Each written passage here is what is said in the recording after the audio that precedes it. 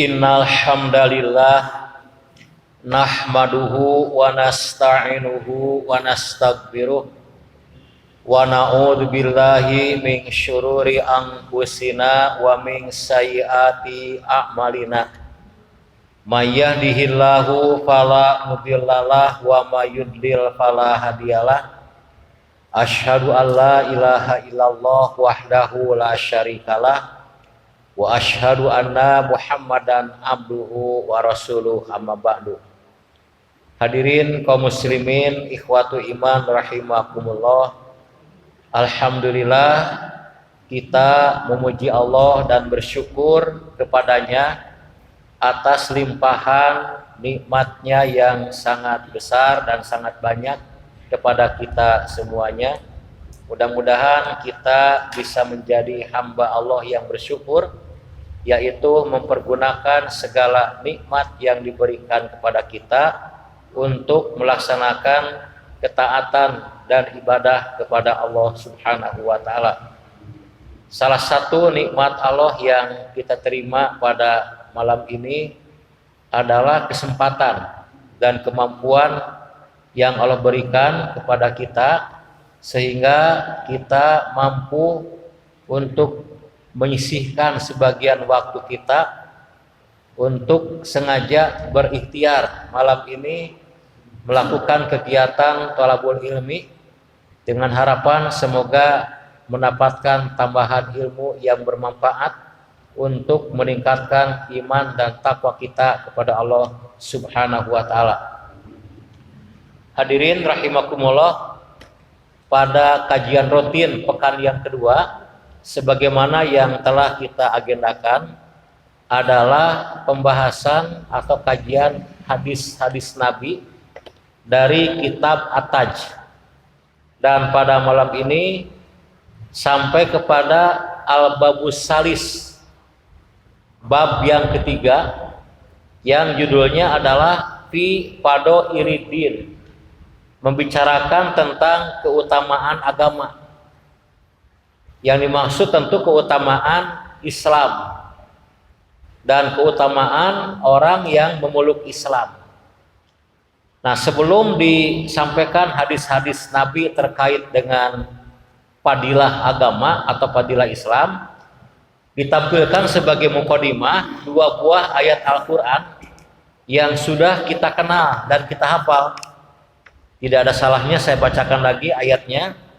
Yang pertama surat Ali Imran ayat 19 yang sudah populer. Allah berfirman, Inna dina indallahil Islam. Pendek saja. Sesungguhnya agama di sisi Allah adalah Islam. Ayat yang pendek ini jelas bahwa agama di sisi Allah artinya agama yang diakui, yang direstui, dan yang diridhoi oleh Allah itu hanya Islam. Berarti mafhum mukhalafah, makna kebalikannya, agama di luar Islam, agama yang selain Islam itu bukan agama Allah, bukan agama yang diakui, bukan agama yang direstui, dan bukan agama yang diridhoi Allah Subhanahu wa taala. Jadi memeluk agama di luar Islam hanya menghabiskan waktu hidup di dunia saja, menunggu nasib yang merugikan di akhirat. Wa huwa bil akhirati minal khasirin. Jadi kasihan ya orang yang menghabiskan hidupnya di dunia tapi tidak memeluk Islam, tidak memeluk agama yang diakui, direstui dan diridhoi Allah, tapi mereka memeluk agama lain. Jelas mereka ini tidak akan mendapat keselamatan di akhirat nanti. Nah, kemudian ayat yang kedua, ini surat Al-Maidah ayat yang ketiga, potongannya yang berbunyi waraditu lakumul Islam Madinah, dan aku ridho Islam agama bagi kamu. Ini juga membuktikan bahwa Islam itu agama yang Allah ridhoi, hadirin. Nah, sebelum kita membahas hadis-hadisnya, saya ingin menambahkan sedikit tentang keunikan Islam sebagai agama Allah dibandingkan dengan agama-agama buatan manusia selain Islam. Yaitu apa? Nama Islam itu diberikan Allah langsung dalam Al-Quran, di dalam hadis. Pada dua ayat yang tadi kan nama Islam disebutkan langsung oleh Allah Subhanahu wa taala. Nah, sedangkan agama-agama di luar Islam namanya bukan Allah yang memberikan.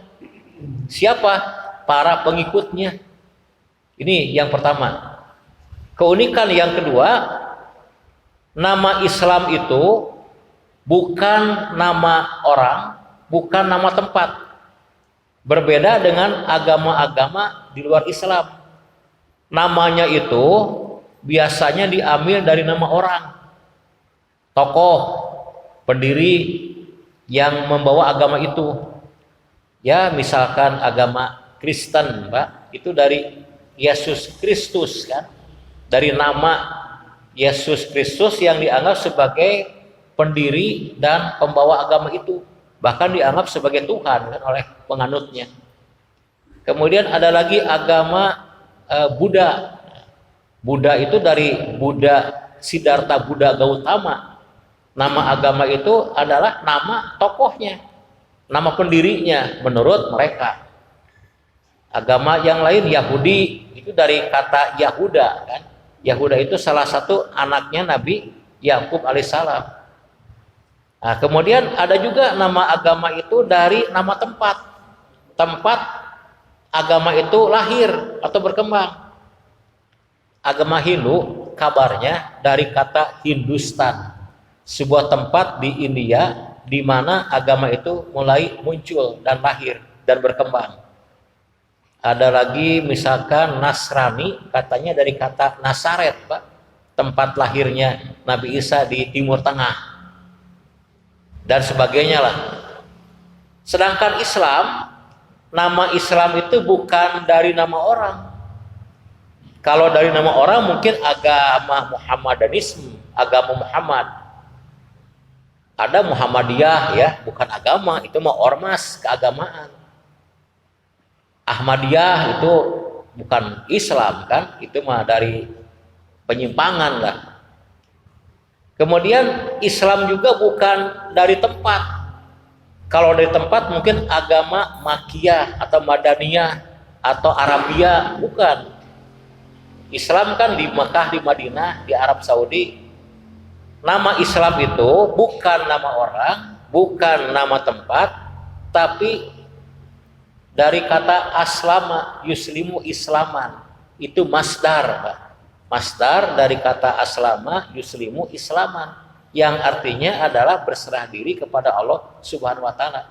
Jadi Islam itu diberi nama dengan Islam, berserah diri kepada Allah, menjadi hakikat Islam itu sebagai agama yang pemeluknya dituntut untuk berserah diri kepada Allah, untuk taat patuh kepada ajaran yang Allah turunkan, bukan dari nama orang, bukan dari nama tempat. Nah, ini saya kira sebagai pengantar dua ayat Al-Quran tadi menjadi dalil bahwa Islam itulah satu-satunya agama Allah yang benar, yang direstui, yang diakui dan diridhoi. Sedangkan agama-agama di luar Islam itu merupakan agama buatan manusia. Memang ada yang dari wahyu, Yahudi, Nasrani itu dari wahyu. Yahudi dibawa oleh Nabi Musa, Nasrani dari Nabi Isa. Tapi sebenarnya baik Musa ataupun Isa, kedua nabi ini mengajarkan Islam juga. Nah, ketika diselewengkan oleh pengikutnya, maka menjadi Yahudi, menjadi Nasrani. Nah, baik, kita masuk kepada hadis yang pertama tentang fadilah atau keutamaan agama Islam. An Ubadata ibni Somit radhiyallahu anhu anin Nabi sallallahu alaihi wasallam qala. Dicicil aja Pak terjemahnya ya, biar nggak terasa berat, dicicil Pak. Diterima dari Ubadah bin Somit, semoga Allah ridho kepadanya. Ini seorang sahabat yang terkenal banyak menyampaikan hadis. Dari Nabi Shallallahu Alaihi Wasallam beliau bersabda, man syahida, siapa orang yang bersaksi Allah ilaha illallah, bahwa tidak ada ilah, tidak ada Tuhan yang disembah dengan sebenarnya kecuali Allah, wahdahu yang esa, la syarikalahu, tidak ada sekutu baginya, wa anna Muhammadan, dan bersaksi bahwa sesungguhnya Muhammad itu abduhu wa rasuluhu, sebagai hamba dan utusan Allah, wa anna Isa, dan sesungguhnya Isa itu abdullahi wa rasuluhu, hamba dan utusan Allah juga, wa kalimatuhu alqaha ila Maryam, dan perkataan Allah yang disampaikan kepada Maryam. Itu maksudnya kun payakun. Itu kan Allah berfirman kun payakun. Kenapa? Karena Nabi Isa itu lahirnya kan tidak berbapak, hanya beribu saja. Waktu itu kan aneh, Pak, ajaib, ada orang lahir tidak ada bapaknya. Sekarang sudah biasa. Zaman sekarang lahir tidak punya bapak, Pak. Dulu menjadi hal yang aneh.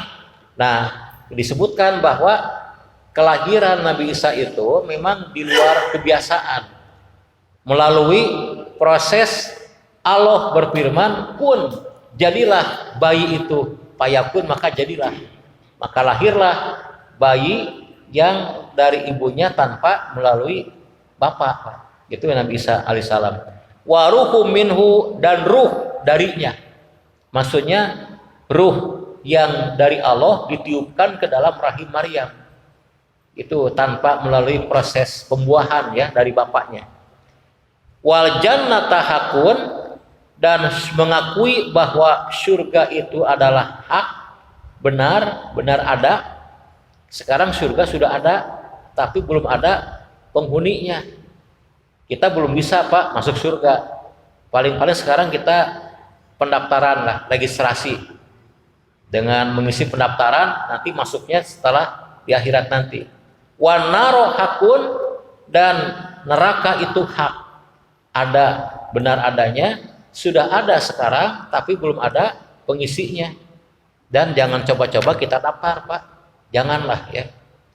Nah, maka kata Nabi, bagaimana? Adkhalahul jannata, maka Allah akan memasukkan orang itu ke surga.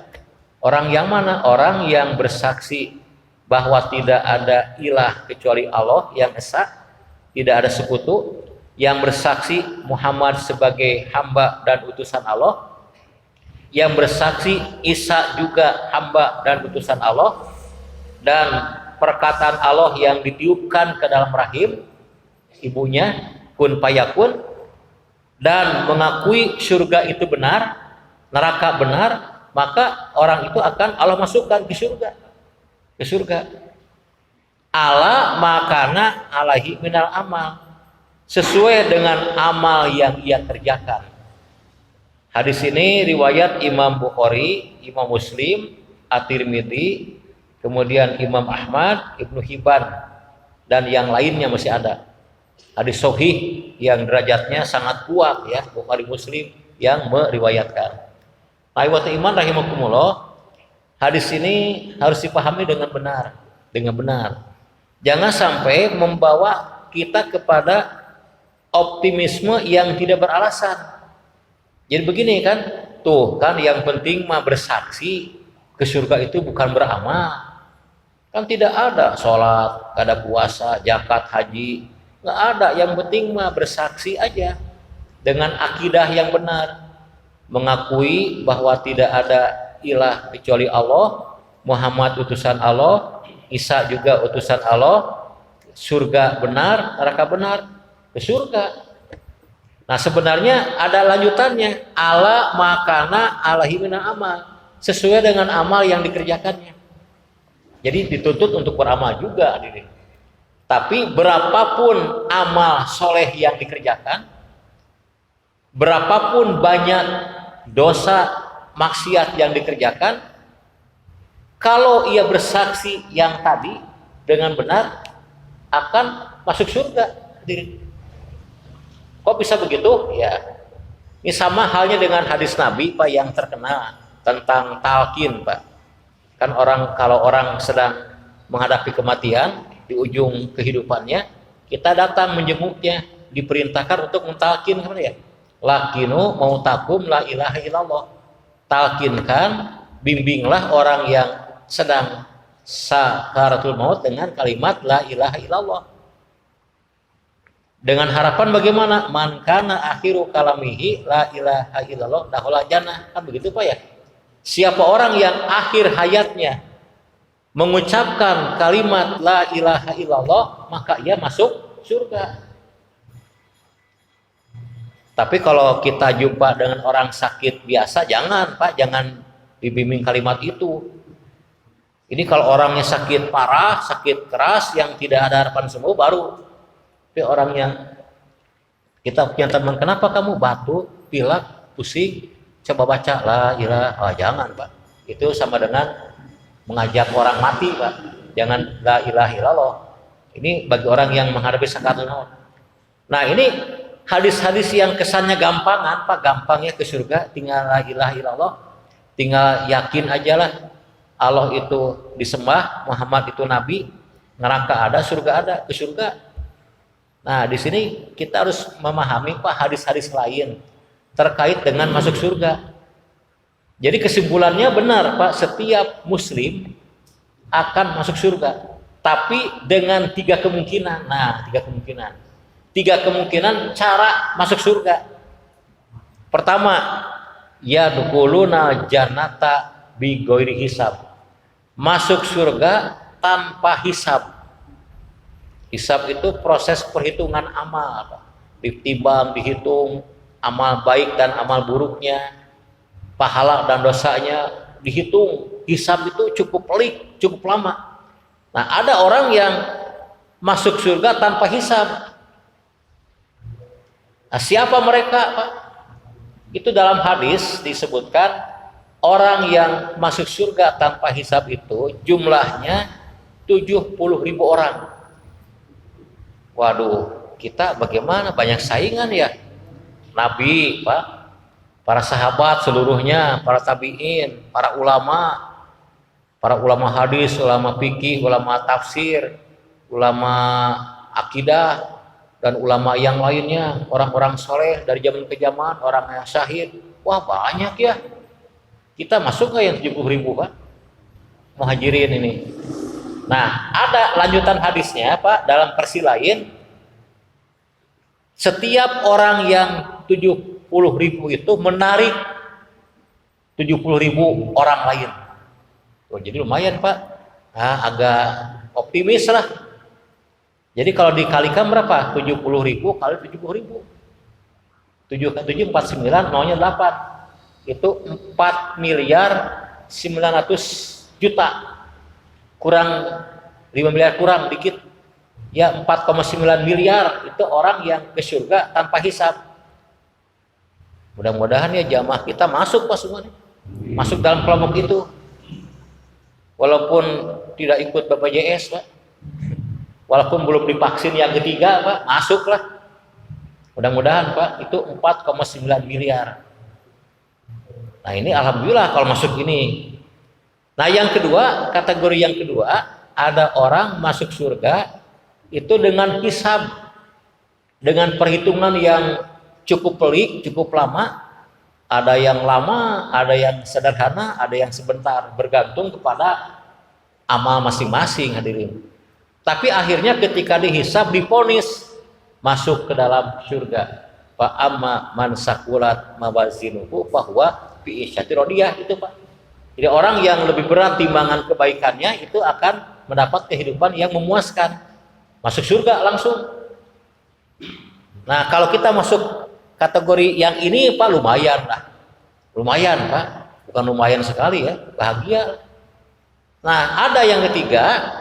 Nah, yang ketiga ini jarang terpikirkan, yaitu orang muslim yang masuk surga tapi harus menerima hukuman dulu. Di mana? Di neraka. mampir dulu ke neraka, akhirnya ke surga. Siapa mereka? Ya muslim yang timbangan kebaikannya lebih ringan daripada timbangan keburukan. Fa amma wa amma man khaffat mawazinuhu fa ummu hawiyah wa ma adraka ma hiya narun hamiyah. Siapa orang yang ringan timbangan amal kebaikannya, yang berat timbangan kesalahan dan dosanya, maka akan kembali ke dalam hawiyah, yaitu api yang menyala. Naudzubillah. Nah, berapa lama? Ya, ini masalahnya. Itu variatif bergantung kepada berapa banyak dosa yang ia lakukan. Mungkin ada yang sebentar ke nerakanya dalam hitungan hari atau bulan atau tahun, ada yang agak lama, ada yang lama, bahkan ada yang lama sekali.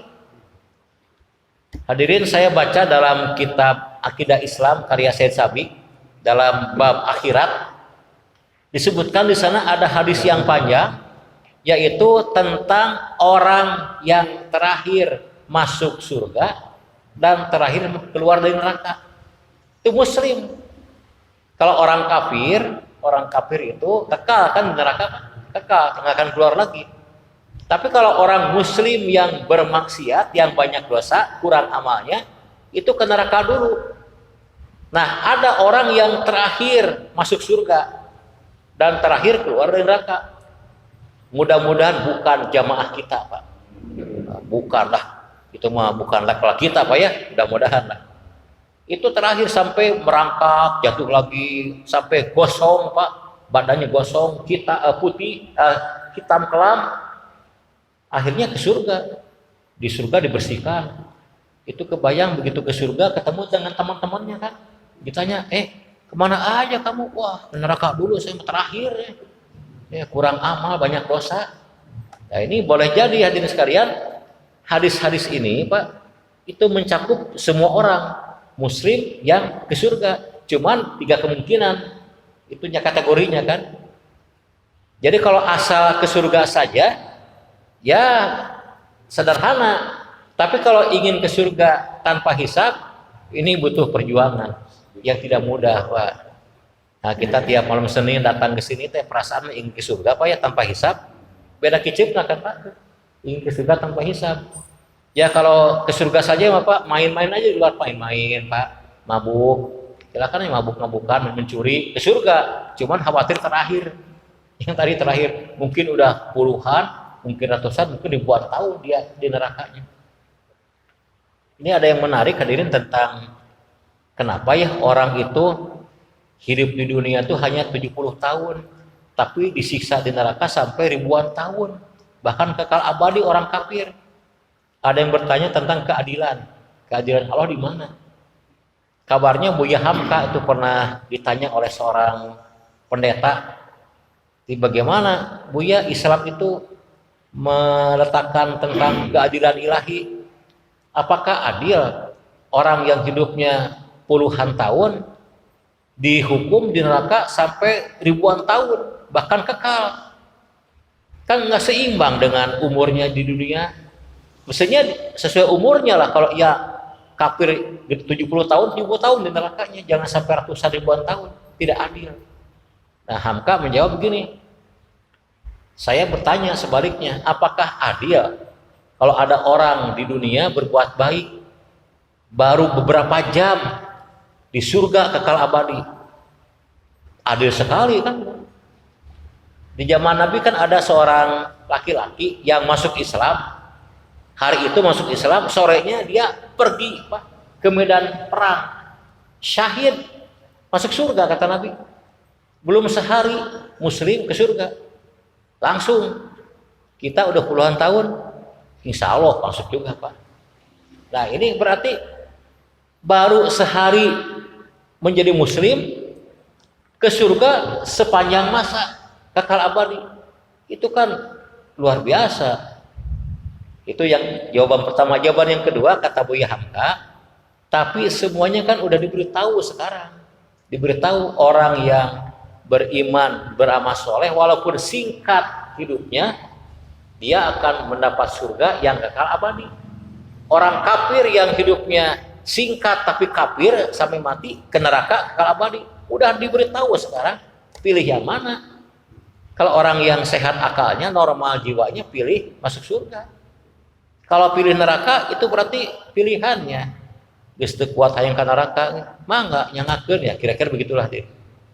Nah, jadi kembali hadis ini jangan membawa kita kepada apa? Kepada gampang-gampangan ingin ke surga. Tetap kita ingin ke surga itu kategori pertama atau minimal kedua lah.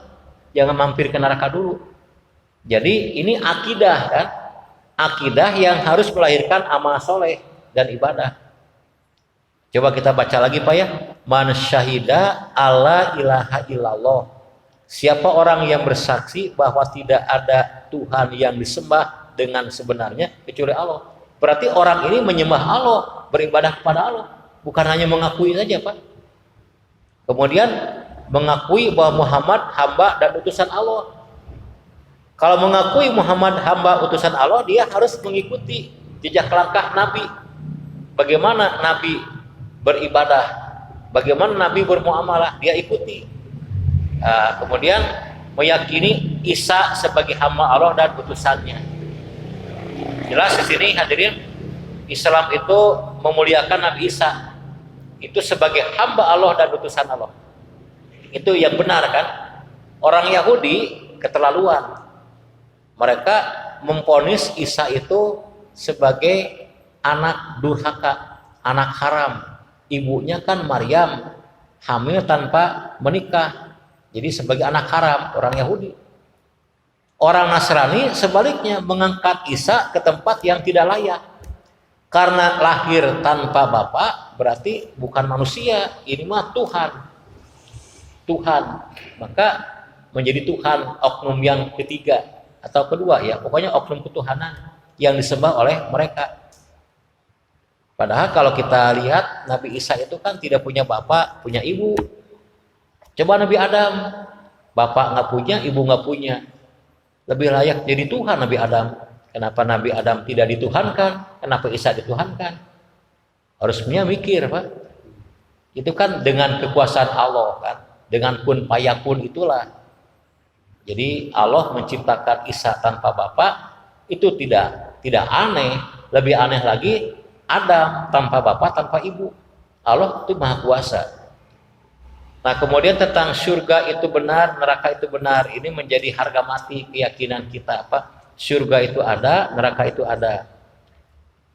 Dan ujungnya mengatakan alamakana alaihi minal amal. Tetap kita diperintahkan untuk beramal. Tentu amal ini yang akan menentukan kategori kita, apakah yang pertama ke surga tanpa hisab, atau kedua ke surga dengan hisab, atau ketiga, jangan yang ketiga, ke surga tapi mampir ke neraka dulu. Kita yang kedua dan ke satu Pak pilihannya. Kalau di voting Bapak pilih satu, pilih dua Pak? Pilih satu ya, saya juga pilih satu Pak. Baik, itu hadis yang pertama. Hadis yang kedua hadirin. An Abi Dzar Al-Ghifari radhiyallahu anhu anin Nabi sallallahu alaihi wasallam qala. Yang kedua diterima dari sahabat Nabi Abu Dzar Al-Ghifari. Semoga Allah ridho kepadanya. Dari Nabi sallallahu alaihi wasallam beliau bersabda. Abu Dzar Al-Ghifari ini terkenal sahabat yang sangat waro Pak, dan zuhud. Waro itu artinya sangat apik dalam menjaga makanan yang haram, waro namanya. Dan zuhud itu artinya tidak tergiur dengan gemerlapnya dunia. Jadi lebih fokus ke akhirat. Dunia itu hanya sebatas keperluan aja. Abu Dzar Al-Ghifari, seorang zahid yang sangat saleh. Nah, kemudian Nabi bersabda, Atani Jibrilu alaihissalam. Jibril alaihissalam datang kepadaku. Fabasyaroni, dan dia menyampaikan kabar gembira kepadaku. Anahu, bahwa sesungguhnya man mata min umatika, siapa orang yang meninggal dunia dari umat engkau, umat Muhammad, umat Islam, la yusyriku billah syai'an dakhala jannah, dalam keadaan tidak syirik, tidak menyekutukan Allah dengan sesuatu, maka ia akan masuk surga. Singkat Pak. Jadi Jibril datang membawa kabar gembira kepada Nabi kita bahwa siapa saja umat beliau, umat Islam yang meninggal dunia tidak membawa dosa syirik, tidak menyekutukan Allah, maka jaminannya masuk surga. Nah sampai sini Abu Dar itu merasa penasaran. Beliau bertanya, qultu, aku bertanya. Ini qultu itu aku bertanya. Maksudnya Abu Dar bertanya, wa in zana wa in saroko, apakah kalau ia berzina dan ia mencuri juga akan masuk surga asal tidak syirik? Wa in zana wa in saroko, dua kali bertanya Pak. Kalau ia berzina dan mencuri juga akan ke surga kalau tidak syirik? Sampai 3 kali Abu Dar tuh bertanya. Dan Nabi mengatakan wa in zana wa in saroko, iya betul, walaupun ia itu berzina dan mencuri asal tidak syirik akan ke surga. Jangan disibukkan marilah kita berzina, marilah mencuri asal tidak syirik saja. Apakah begitu kesimpulannya? Nah yang keempat Abu Dar bertanya lagi, mungkin gampang sekali ya asal tidak syirik. Nah setelah yang keempat Nabi mengatakan Pak, ala rogmi anfi Abidar, Abu Dar itu keterlaluan ya, banyak nanya, udah jelas aku katakan walaupun ia mencuri berzina asal tidak syirik dia ahli surga. Ini hadis riwayat Bukhari, Muslim dan At-Tirmidzi, hadis sahih. Nah ini ada ulama yang menjelaskan hadirin, penjelasannya adalah gini, dosa apapun bisa saja Allah mengampuni, bisa Pak. Tapi kalau syirik, dosa yang tidak berampun. Orang yang berzina, orang yang mencuri, dan ia belum taubat di dunia, apakah akan mendapat ampunan? Terserah Allah, mungkin mendapat ampunan, mungkin juga tidak. Mungkin ia akan mendapat azab, tapi ujungnya kan ke surga juga, ke surga ujungnya. Tapi kalau syirik, nah orang yang meninggal dunia dengan membawa syirik, dosanya tidak diampuni. Sampai ke orai, jangan-jangan belut sisitan kata orang Sunda Pak, sampai ke onta masuk ke liang jarum, itu kata orang Arab. Tidak mungkin orang yang syirik mendapat ampunan. Innaloha la yaghfiru ayyushraka bihi wa yaghfiru maduna dzalika liman yasha. Itu Al-Qur'an. Allah tidak akan mengampuni dosa syirik, tapi mengampuni dosa selain itu bagi orang yang Allah kehendaki. Kalau koruptor diampuni tidak? Soknya cobaan korupsi Pak. Jangan-jangan nggak diampuni kan celaka mending henteu Pak. Jadi artinya Allah itu Maha Pengampun, Maha Penyayang, bisa saja mengampuni dosa apapun juga. Tapi kalau syirik tidak diampuni. Itu dosa super besar, akbarul kabair. Yang lain mah masih bisa diampuni. Jadi kalau orang meninggal dunia tidak syirik, walaupun ia berbuat dosa lain yang besar, akan ke surga juga, tapi dengan 3 kemungkinan tadi kan. 3 kemungkinan. Kalau ia berbuat maksiat, berdosa besar, ke surga, tapi harus menerima hukuman dulu. Jadi ini hadis-hadis ini hanya menjelaskan keutamaan muslim, mukmin, orang yang berakidah benar, meskipun amalnya itu tidak sebanyak yang diharapkan, walaupun dosanya itu banyak dan besar, pada ujungnya dia akan masuk surga juga. Meskipun kemungkinan dia menerima hukuman di neraka dulu. Ini saya kira bisa dipahami dengan jelas hadirin. Jadi jangan digampang-gampangkan ke surga langsung. Nah itu tidak jelas ya. Itu kalau ke surga langsung tadi harus super lah, amalnya harus super baik, Pak, super soleh. Iman saya kira itu 2 buah hadis Nabi tentang keutamaan Islam dan pemeluknya. Jadi beruntung ya bapak-bapak saya itu terlahir ke dunia sebagai muslim. Untung bapak saya, ibu saya itu lahirnya di Jawa Barat. Mereka itu muslim dan saya lahir pun di Jawa Barat. Bapak untung. Coba kalau lahir di Hollywood Pak, di Hollywood. Hidung mancung, rambut pirang, untung, badan gede, tapi belum tentu kan jadi muslim. Bagaimana tuh kalau bukan muslim? Nah, jadi kita bersyukurlah. Nah, tinggal kita berjuang bagaimana agar menjadi ahli surga itu masuk kategori yang pertama, tanpa hisab. Kalaupun tidak sampai ke sana, dihisab, tapi jangan pernah merasakan azab api neraka. Iwati iman rahimakumullah, itu dalam hadis itu ada penjelasan hadis yang lain bahwa orang itu pas sebelum masuk surga itu dibawa dulu ke neraka, diperlihatkan tuh neraka tuh. Bagaimana? Wah, ya Allah, merinding sekali, nggak mau masuk ke dalamnya. Ya, kamu akan selamat. Jadi dibawa dulu ke neraka, diperlihatkan supaya ia merasa berbahagia dengan menjadi ahli surga. Dan sebaliknya orang yang ahli neraka pun itu diperlihatkan surga dulu, diminta tuh lihat surga, bidadari itu puluhan cantik-cantik, mau nggak? Mau ya Allah, tapi kamu masuk neraka. Nyeri hati kan Pak ya?